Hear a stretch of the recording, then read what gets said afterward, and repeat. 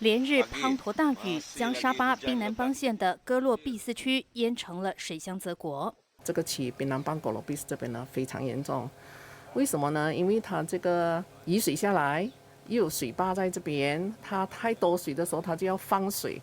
哥洛毕斯区内有7个村庄，村民因为这场水灾损失不少。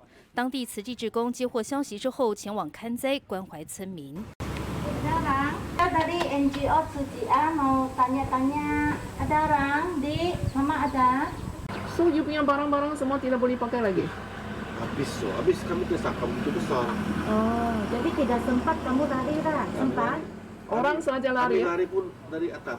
Almari saya, terus kembang baju-baju saya punya barang-barang yang lain.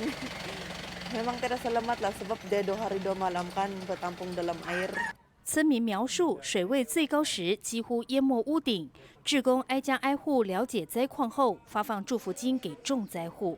我们是以现金的方式来发放给他们，就让他们可以去购买他们已经家里被损坏的电器或者是床褥之类的。Ucapan terima kasih banyak dari saya secara pribadi karena sudah sudi punya niat yang tulus untuk membantu kami di sini. Ini kami tidak sangka ada orang baik yang datang menghampiri kami dan beri bantuan. 马里安特是一位教师，听了志工分享素食与竹筒岁月之后，愿意化为行动。Berkaitan dengan subjeknya, Yes. dikaitkan dengan ini.